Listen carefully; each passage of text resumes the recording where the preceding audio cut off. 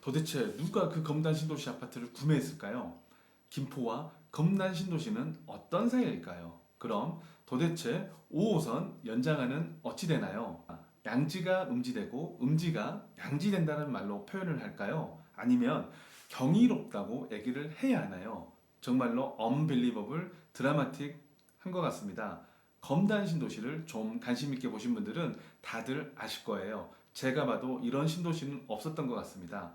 뭐가 이리 롤러코스터 같은지 모르겠네요. 검단 신도시 푸르지오 완판, 한신더유 완판, 파라곤 완판, 대방 완판 조금 남았습니다.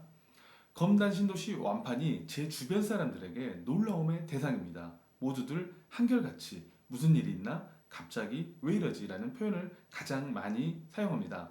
그도 그럴 게 얼마 전까지 미분양에서 마이너스로 매물이 나올 거라는 말이 돌 정도로 분위기는 3기 신도시 공급 폭탄을 맞고 회생의 기미는 결코 보이지 않았었습니다. 하지만 정부가 부동산 규제책으로 내놓은 분양가 상한제 카드가 그 실마리를 풀어줬습니다.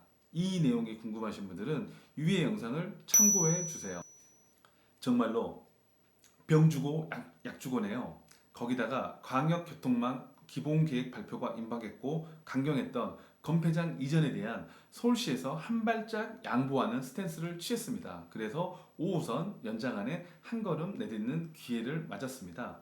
이런 분위기를 타고 검단 신도시 분양을 놓쳤던 실수요자들이 움직임으로 미분양 물건들이 쭉쭉 나가고 있는 상황입니다. 그럼 도대체 누가 그 검단 신도시 아파트를 구입했는지 좀 더 자세히 알아보겠습니다.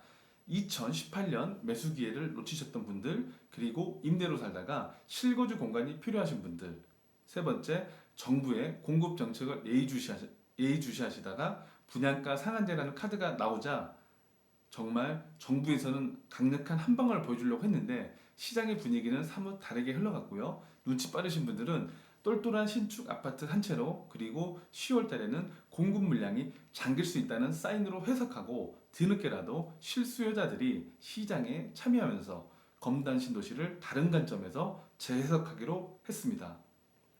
2달 전만 해도 눈물의 미분양, 입주 때 마이너스 나온다, 절대 들어가지 마라, 검단 신도시 이런 분위기였고요. 그런데 지금은 서울과의 접근성이 좋고 3기 신도시 공급 물량이 나오는데 시간이 소요되며 교통망 호재 때문에, 그리고 저렴한 분양가 때문에 관심을 가져봐야 한다라고 말을 바꾸신 분들이 많은데요. 정말로 좋은 것과 나쁜 것은 한 끗 차이네요. 하지만 입주 생각을 했으나 주변에 이런 얘기를 듣고 모델하우스조차 보지 못하고 부동산에 가서 상담도 받지 못하고 청약에 당첨됐으나 계약을 하지 못하신 분들은 누구에게 구대를 받아야 합니까? 항상 계약이나 투자라는 게 양면성이 있는 거, 그리고 단정지어서 얘기할 수는 없지만 너무 시장 분위기에 일희일비 하면 안 된다라고 생각합니다. 또 남들이 괜찮다고 무턱대고 계약할 수도 없는 상황이죠. 항상 내 몸에 맞는 옷이 있고요. 내 취향과 입맛에 맞는 음식이 있듯이 남에게 맞는 투자가 꼭 나에게 맞지는 않습니다. 그래서 제가 드리고 싶은 얘기는 최소한 직접 눈으로 보시고요. 또 남의 의견도 들어보시고요. 다른 지역과 비교 분석 정도는 해봐야 되지 않을까요? 일상이 바빠서 시간이 없으신가요? 쉽게 전문가라는 분들이 추천해주면 좋으시겠죠. 이렇게 생각해보면 어떤가요?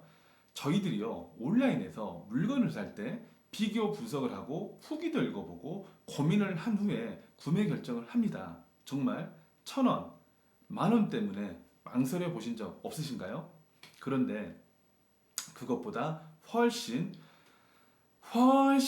최고의 금액을 주고 사는 물건을 생각보다 단순하게 판단하는 분들이 많습니다. 물론 그렇게 해서 좋은 결과가 있을 수 있겠죠. 그래도 이 영상을 보시는 분들이라면 절대로 그러지 않을 거라 생각하고요.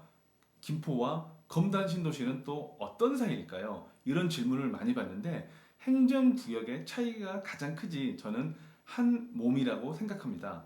검단 신도시와 2020년 입주하는 김포 아파트를 보며 고민하시는 분들이 정말 많이 봤습니다. 그래서 김포가 금액을 먼저 끌어주고요. 검단 신도시도 같이 영향을 받습니다. 반대로 김포는 가만히 있는데 검단 신도시만 혼자서 움직일 수도 없는 상황입니다.